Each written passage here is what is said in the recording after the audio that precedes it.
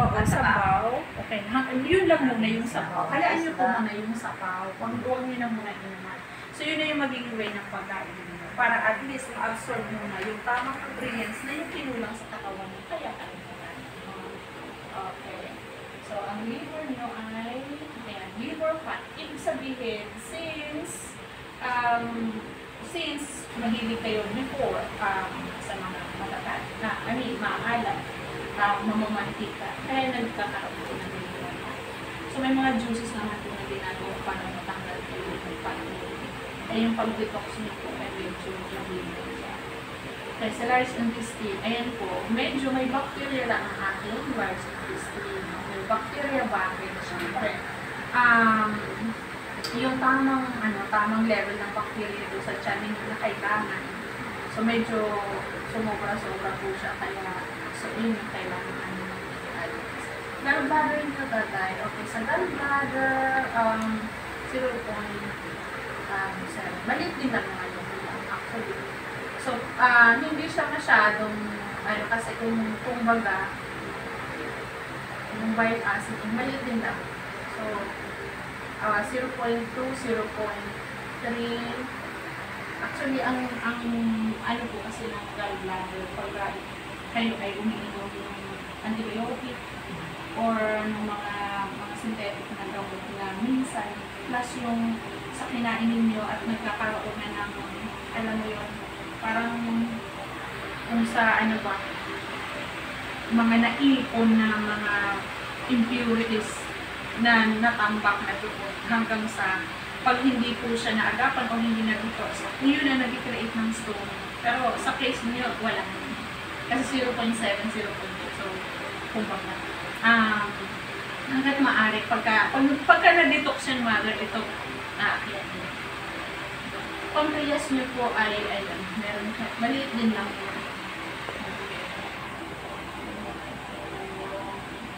Usually niyo okay naman. Sa sugar, wala pa kayong problema, no? Wala naman po. Oo. Yung biloka kasi yung sugar, kaya mababa din naman yun. So, malawak sa sa sugar. Ano po tawag sa yan? Data analysis na yan? QRMB po. QRMB.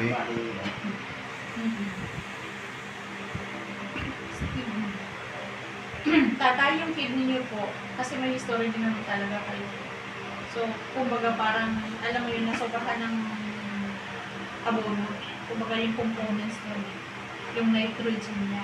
Pansinin niyo yung kaya yung ihip. Ibig sabihin yung ihip ni tatay maganda itong pangpatapa.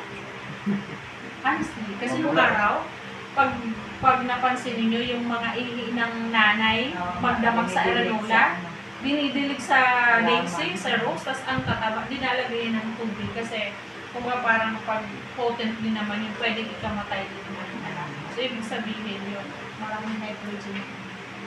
So, pag kayo po ay isa kasi sa pinakamabisa, yung juicing na yun, yung detox at colonics. Pag kayo ay ng pulos, nalinis yung bacteria ng ganyan. There is the tawag dito, the big possibility na talagang once na malinis ka, lagyan ng tamang nutrients, gatuling ka. Plus, syempre yung natin, yung sinasabi ko, happy hormones, happy cells. So, baka pwede ka nang magkarakarate ulit Kasi bakit? May sistema na ulit mo. Okay, yung lungs natin, syempre dahil sa walang masyadong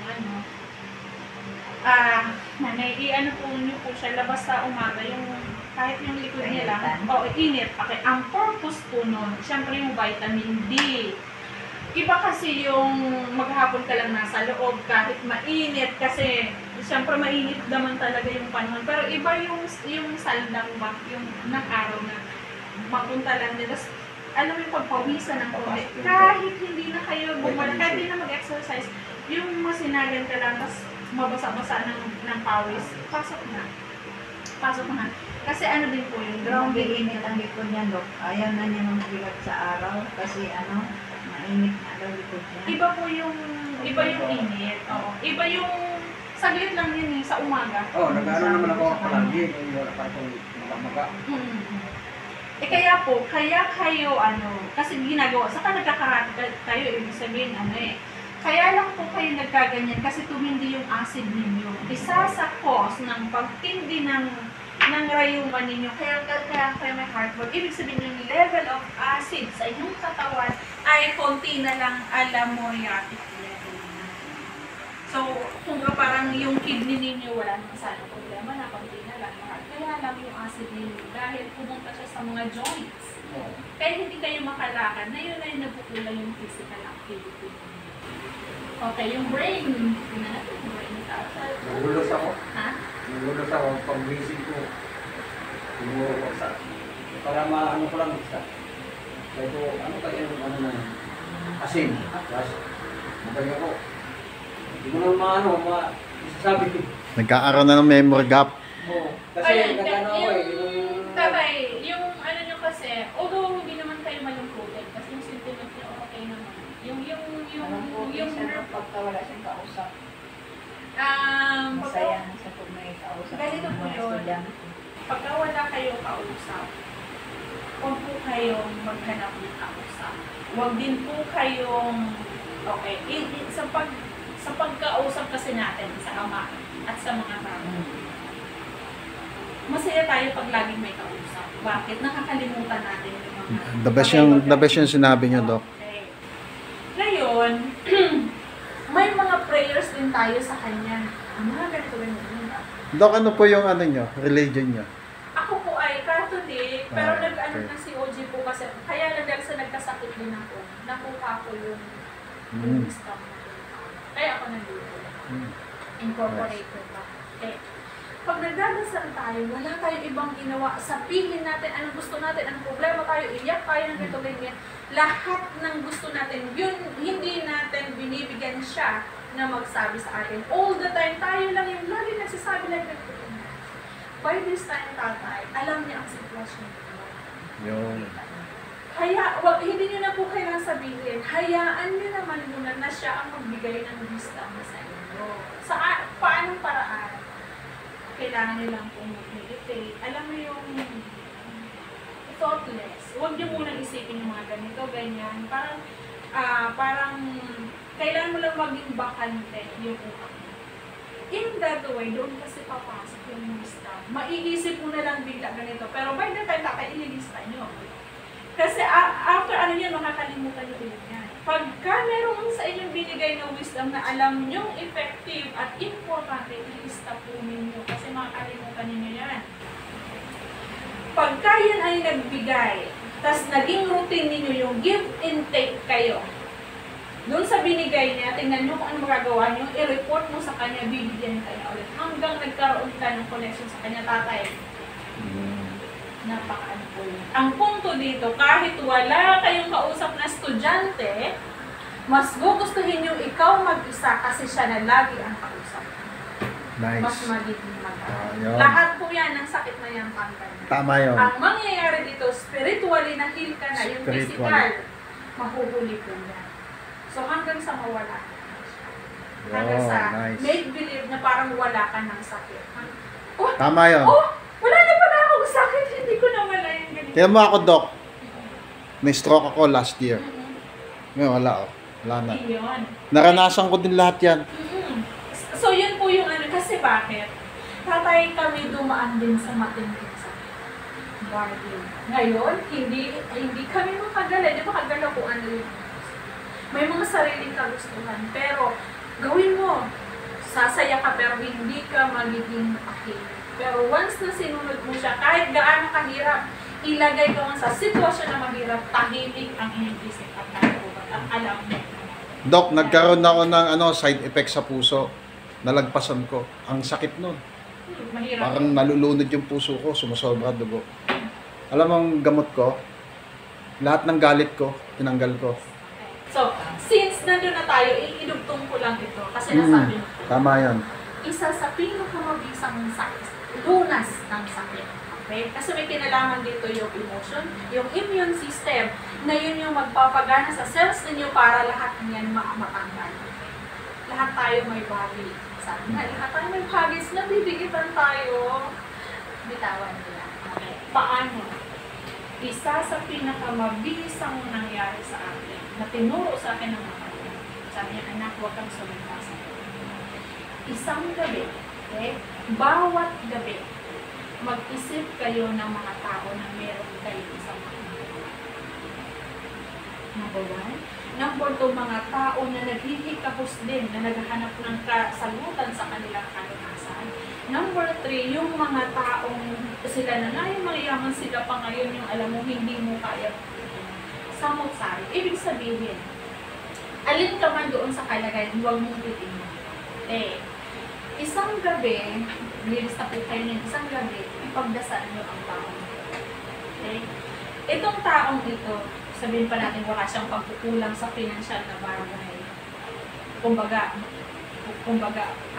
ang punto mo lang dun sa tao niya is hindi ka comfortable dun sa tao. Ipagdasal mo po siya. Ipagdasal mo siya regardless kung ano ang kalagayan mo. Makikita mo mas mataas ang katungkulan niya, pero ikaw ay nandyan. Pero bakit ikaw ang nagdadasal para sa kanya? Okay. Ang purpose po nito, in every time na idadasal mo siya, na Ama, pagpalain po siya ganito ganyan, katulad ng pagpapala mo sa akin, bago po dumating sa kanya, yung hiniling mo sa taong yun, sa'yo muna gagawin. That's batas. Yan ang batas eh. When you think of good for others, bago pa man pumunta yun, ikaw munang tatanggap mo. So kung naka-50 tao ka, bago dumating ang pagpapala dun sa 50, ikaw muna ang tatanggap ng 50. Regardless, huwag mong sabihin sa kanila na pinagdadasan mo sa sarili mo. In that way, yung lahat ng sama ng loob mo na nagpapahirap sa iyo, hindi mo na mamalayan lumuwag na yung nataklan. Sino ngayon ang pinagpala ko na? Sila ba o ikaw? So, yun ang pinaka-reseta ko sa iyo. Nice. Okay po? So, yun. Pag ginawa niyo po yan in every time, huwag niyo iisipin na, sabi nga, minsan sa buhay ng tao, meron mga kinagagalitan, kinaiinisan. Pero, hindi nila alam yun. Sila pwede masaya. Ikaw ang nagsasuffer doon sa pait na yun na hindi naman nila alam. Sino ngayon ang Apektado. Hindi sila. Kaya nagkakaroon. So, ang purpose dito sa buhay, yun ang sinasabi na from January 1 to 31, hindi mo kayang kontrolin yung mga bagay-bagay. Hindi tayo ang susuko sa sitwasyon na yun. Hingi tayo ng guidance kung paano natin madadaanan yun. Hindi yung bagyo ang susuko sa atin. Hindi yung baha ang susuko. Tayo ngayon ang mag-a-adjust paano natin gagawin yun. Para yung buhay natin is hindi ka lang nag-seek ng happiness. Hindi ka lang nag-seek ng biyaya. Pero ang totoo na lagpasan mo yung mga pagsubok na natural sa buhay. Bakit ang tao ay designed na mag-survive. Hindi yung masaya at humilata ka lang ng walang hindi. Kung paano yun mo yan malalagpasan, yan ang totoong buhay. So, lahat ng tao, kaya nga, no matter what, life is fair. Maganda ka, hindi. Mayaman ka, hindi. Ang buhay ay pantay-pantay. Pag binagyan lahat ng kay barong-barong, kay ganitong tahanan, yung baha, gano'n. Kay SM, mall na pagkalaki-laki. Inalo niya ang tubig. So, pantay-pantay. Ang mahalaga yung connection mo sa kanya araw-araw na hindi na yung estudyante nga hanapin kung sino kausap mo. Siya na yung lagi mo kausap. Ngayon, ikaw na ngayon ang magiging light ka na. Alam mo, ikaw na ngayon ay, si pare, bakit ganito ganun? Pero bakit ang salita niya? So, yun po yung biyaya ng buhay. Na yun yung tinuturo namin dito. Kasi pag paiinumin ka namin ng ganito, ganyan, hanggang doon din lang yun, hindi siya mawawala, pabalik ka. Pero pag in-apply po ninyo yan, that's Yung tulong sa taas. okay? Tapos sa kanya, hindi pa rin may sarili mo para humaling ka. Yes. Nakamukmo ka, lalo mo dinandaman sakit. Pag may sakit ako, pag walang sakit ako, masaya ako. Hindi po. Kaya nga ibig sabihin, kaya nga nandoon kasi sa sitwasyon na yun. Ibig sabihin, pagka hindi mo kasi dinivert ang sarili mo, paupos ka yun. Yung may sakit na ako. Paupos ka. The moment na may sakit ka, isipin mo nakikisa ka sa paghihirap. Sa tanda kong doon ko lang na-realize, na kung siya nga naghirap para sa akin, isipin mo na natin siya. Pero Ama, kung ano po ang gusto niyo pang gawin sa akin na makatulong ko sa akin, gawin ko. Hilig ko. So, iba na tuloy yung naging check-up natin. Tama yon. Kasi yung nagbubus para gumaling yung tao. Actually, yun po talaga ang kailangan dito para bahagi kasi yan ng immune system. Mas mabilis yung paggaling. O bakit? Ang katawan natin may sariling kagalingan mo. Kumain ka lang ng normal, pusang nagiging din. Oo, may sarili tayong panggamot. Pero kahit wala kang sakit, pag in-stress mong sarili mo, maniwala ka bukas, hindi mo maintindihan. Bakit? Ang sakit na, pagpa-check na ako, hindi kayo mataas dito ko. Bakit? Yung utak mo kung saan-saan namamasyal. Lagi ko ang pinapasyalan ng utak mo ay magaganda. Hindi. Ang pinapasyalan ng utak mo, gusamot sa ari, hindi maintindihan. Alam niyo na yung tatay kung saan ka papasyal. Kung saan papasyal ang isip mo. Okay, so. This is okay. Negativity. Tanggalin. Medyo may osteoporosis. Pero tatay, ano natin yan, palitan natin yan kahit ano. Pero okay. Kasi, syempre, kumbaga yung sa dami ng acid isa sa nagiging cause, dagdag ng pagkakaroon ng acid, hindi lang yung pagkain. Yung pag-aalala at sobrang pag-iisip, nagpo-cause ka na ng acid sa sikmura. Yung malungkot ka lang, alam mo yung nahuhumsik ka, bubukol na ang acid sa tiyan mo. Pag nag-distribute yan, masakit mo na to, masakit mo na to, masakit mo na to. Bakit? Hindi sa pagkain, hindi sa pag-iisip. Blood sugar, pag sa sugar talaga wala kayong problema. Ayan, sila yung vitamins, B12. Importante po yung sa nerves kasi. B12. Nerves. Alam mo yung every time Gamot kami na ganyan. Opo. Ibig sabihin, sa binigay sa kanya, na i-align na, ang ano na lang is kulang bakit? Ano po ba yung vitamin B? Okay, sa ano kasi nito, parang sa nerves kasi yan.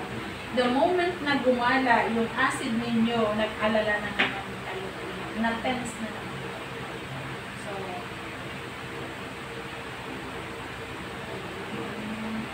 vitamins, amino acid. Sobra kayo ng okay naman po yung mga ano niya, acid na lang talaga yung acid na lang talaga yung kailangan. Tapos, matanggal talaga yung basura sa katawan. Fatty acid, thyroid, yung system nyo, thyroid,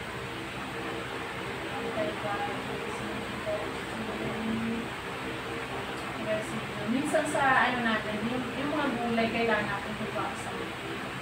Kasi minsan sa kanin, hindi mo maiwasan din yung tawas. Heavy metals, arsenic.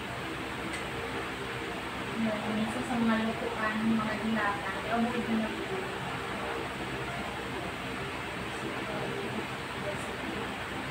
Yung triglyceride din po medyo mataas na dahil din po sa kanin. Pero since nagbabawas ng skin, okay lang yung skin mata, collagen, circulatory, yeah. Medyo kaya yung blood para sa heart. Yan, kabog. Pinakabog. Opo, okay na patapos na rin naman po. Prostate nyo, okay naman. Function, okay naman. Yan, yung count lang ng sperm medyo mababa. Pero wala naman sigurong goal na magkaanak pa. Pagka na, ano po yung nutrition sa katawan ninyo, tataas din po yun. Yung sa, ano po, sa, parang naulin. Alin po? Parang naulin. Okay. Sa- Nutritional deficiency. Sa kamisan Kasi pagkahalwa. nag-inom ako ng ano, yung pagkaroon ng ano, hindi pa ko pinagdami nito.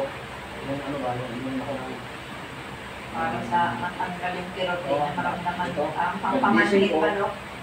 pag-isip ko yun na parang na-block. Naglangkos. Parang Nagbago ako. yung memory ninyo. Okay. Dahil po sa mas lamang kasi ngayon yung impurity sa katawan kumpara doon sa pet. Huwag natin palayuin ang meaning. Good cells, bad cells. Doon na lang. Para hindi na tayo masyadong.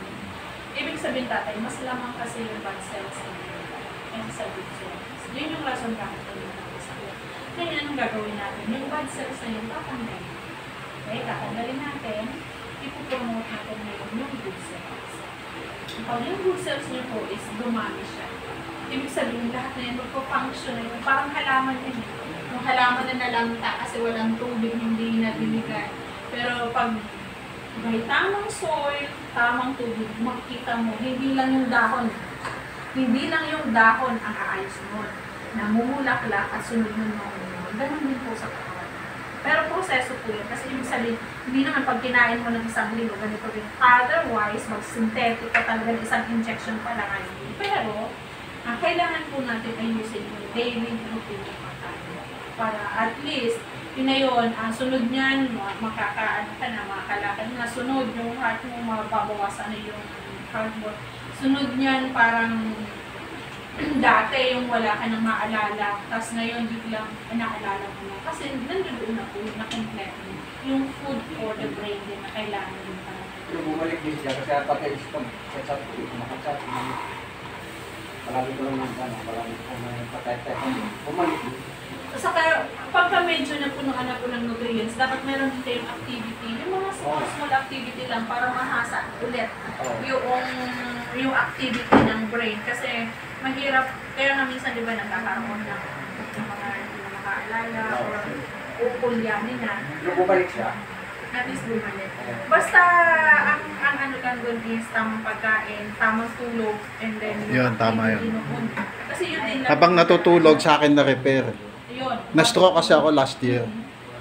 Talagang bumaba yung fluid ko rito, naramdaman ko hanggang dito. Kala ko mamamatay na ako. Tapos pagka Yung habang natutulog ka, nire-repair niya, nararamdaman ko mismo. Yes, kasi pag natutulog po kasi, that's the repair time. May mga time yun, pag alas 9 ang nare-repair sa'yo yung lymph nodes. Pag alas 10, tatanggalin sa'yo yung toxin ng ganito. Pag alas 11, i-repair yung ganito, alas 12 hanggang alas 6. Ang dulo nun, pag ni-repair yung magdamag, ang dulo nun yung mga waste na tinanggal doon, kailangan 6 o'clock, 7 nakadumi na kayo. Kasi yun yung dumi yun yung ni-repair magdamag. Kaya importante po yung tulog. Kasi pag na-blank na yung tulog mo, nawawala na yung pag-repair sa ganito. Paano yung tulog, ma'am, sa sa araw? Kasi di ba parang Walang visa yun. Pero okay din eh. Naranasan ko din eh. Kasi halimbawa yung mga nagko-call center, minsan Kasi ma'am, sa totoo lang, bouncer ako. Panggabi talaga ako. So yung tulog ko sa araw. ano po yun? Pero at least naramdaman ko din nare-repair siya. Kaya naging ganun kasi nagkaroon ng transition. May ano rin yan siya daw yung sinusitis. Nag-bukol siya sa ilong. Okay. Pagkaroon mo. Okay. Mahilig po ba kayo sa tinapay? Ayun. Okay. Buti na sabi ninyo. Isa sa mga cause kasi yung allergy, yung rhinitis na yun, yung sinusitis, mga ganon. Pag kayo po ay mahilig sa mga pasta, tinapay, yung mucus na yun na yung mucus sa likod ng ilong natin, di ba? Ulo. Sa likod ng ilong natin, yung parte niyan doon nakatambak yung mucus. So, madaling salita. Yun pala yun. Oo. Okay. So, dapat sana natatanggal din yun. Kaya lang, naging routine mo yung pagkain ng ganito. Pag matanggalan man din yun, pero parang natanggalan ng konti, nagdagdag ka na naman ng tinapay. Hindi na tinapay, pasta naman, ubiho naman, parang ganito. So, yun po yung nag-create mo. Kaya hanggat maaari sa blood type ko, 0 tinapay talaga. Ako blood type 2 ako. Struggle sa akin kung paano ko bitawan ang tinapay. Pag So, may tinapay sa lamesa, Doc, hindi ko na tinitingnan. tama pala yun sa akin. Kasi ang pinalit ko naman sa tinapay, release ko naman yung flakes. Yung walang tamis, walang alat. Paano yun? Although parehas din lang yun, kaya lang konti din lang ang kain. Okay. Yung quantity nung Oh, kailangan, okay. hindi po talaga, hindi advisable. Kasi ako dati, hindi ako mabuhay sa araw-araw na wala akong either na pansit ka doon or bihon. Yun Malakas talaga ako yung dati sa routine ko, tinapay. mas tinapay. Pagkatapos kumain, halimbawa lunch, pag may tinapay, kakain ako ng tinapay. So, which is hindi po pala siya angkop sa blood type O. So ano yung pamalit yun. doon? Parang hindi tayo masyadong maglutom kasi inaalaw din naman kasi blood type kaya hindi naman may meat. Okay, yan siya na ano kay doktor, ano po, gamot yan siya sa sinusitis niya. Meron po kayo spray. Meron. May ano. Okay. Ang husband ko po, January 1 to December 31, hindi naubusan ng sipon ever. For several years, na ilang taon na. Bago ko siya nakilala, ganyan na siya. Ilang taon na kami magkasama. Alam mo yung binibiling, yung parang pang spray sa ilong, ang dami na namin noon. Okay, may season, minsan nawawala. May time na tag-ulan ganito, hindi siya makahinga. So, ang gagawin ko, lalaga ko ng tubig, lalagyan ko yun ng Vicks para lang siya makahinga. Yung nakakatakot na, yung, alam yung kaba na, iba hindi na ito makahinga. So, ano po yung ginawa na husband? Okay, pinatanggal ko sa kanya yung pagkain na pasta ng tinapay. And then exercise, nagpapaaraw talaga siya. Kasi dati, alikab ko lang sa company, upo na naman. Mag-change ng season, upo na naman, sipon na naman. Pero nung tinanggal niya po yun, yung mga mucus food na yan, okay, ano ba yun, lahat, mucus food, lahat yun ng starch producing food. Pero may replacement siya. Kung ano yung pagkain na nakakatanggal ng mucus na yun, ano po yun? Yun yung mga citrus, mga juices, mga ganito-ganyan. Para at least yung allergy na hindi na lalala pa. Kasi dagdag pa yan. So, plus yung sa araw. Pag binitawan niyo po yung kakakain ng ganon, mawawala po yan. Kasi yung sa husband ko, Doon pala niya nakuha. kahit maalikabok, kahit amoy ng pintura, hindi na siya nagkakain. Kasi yung next na ano, punta namin doon sa doktor niya, sinika ko rin yung ilong na ano na yung kumipis na yung kanyang bukol. Minsan po, sasabihin niya yung opera. Oh, yun. Yung huling check-up ng asawa ko, kasi sabi nung doktor, baliko na yung buto. Buto. Dito. Kasi singa, kagaganito, kagaganyan, kasi nga uncomfortable. Pero the point is, balikan natin yung natural way of healing. Hindi kasi yung synthetic, hindi yun yung ilong mo mismo ang aayusin mo dahil may bara doon eh. It's in the system of your body na connected na dun sa blood. Umiwas ka na, hindi po umiwas, hanggang maaari, bitawan niya talaga kasi blood type. Yun. Mga kalaban pala natin yan, Master. Okay? Blood type. Type po din ako eh. Para hindi tayo Oo, masyadong kaya pala, matutong, dapat meron parehas talagang kami, dinadaanan eh. Wala lang ako sinus. requirement everyday, hindi yung pag parang minsan kasi mukbang ang ginagawa eh. So, Ay ba, yun. pwede sa babol. Sabi ko kasama Mari, hindi na namin inalog chicken siguro. Kasi yung status chicken lang. Chicken, kasi di ba may heart problem na yun. Plus, ano yung mga protein-rich food na replacement doon sa meat na yon na makukuha ng katawan. Plus Pwede yan doon. pwede din naman. Saka yung meron ako ibibigay ng gulay na iluluto yung araw-araw na yun yung pagkain ng good cells na walang overdose. Kahit kainin mo yung 2 times or 3 times a day, walang overdose yun. Yun ang tutulong sa mga kulang na nutrients dyan sa katawan. Ito, pag umaganon siya, kasi parang naglalaki. Kasi nandiyan po. May may Ibig bukod na dura niya. sabihin, nanay, yung mucus po kasi puno yung dito niya sa likod ng ilong, sa may, kaya nga sa may ganito. Sa madaling salita, puno ng sipon. Puno ng sipon ang loob ng ano. Kaya konting trigger lang doon sa mga nakatrigger ng ayan na naman. Tapos mamaya kakain na naman ng tinapay. O, bili ka doon ng pansip, ganito. Kahit biscuit, bawal na talaga doon. Minsan, minimal lang na alam mong hindi magtatambak doon. Kasi yun yung Bawal na rin industry. kung papansit-pansit. Hanggat maaari. Kasi actually, ang pansit kasi wala naman talaga nutrients na nakukuha doon. Ang makukuha mo lang doon yung sahog na karas, ganito ganyan. Pero walang ano yun, walang nutrients yun. Kumbaga parang pandagdag other lasa na mabubusog ka din. Saan ka kukuha ng nutrients doon? Yun yung mga hinalo kasi. Pero pansit, lalo. Okay? So by this time, tatay, ang focus nyo na lang is, okay, isama rin natin ha. Meron tayong 5 bagay na gagawin ninyo. Okay, sulat mo dito. Plus, syempre yung pagkain, ano yung ano to, transition to. Minsan minsan pwede kang tumurot ng konti, pero hindi na yung routine. Para lang yung cravings mo.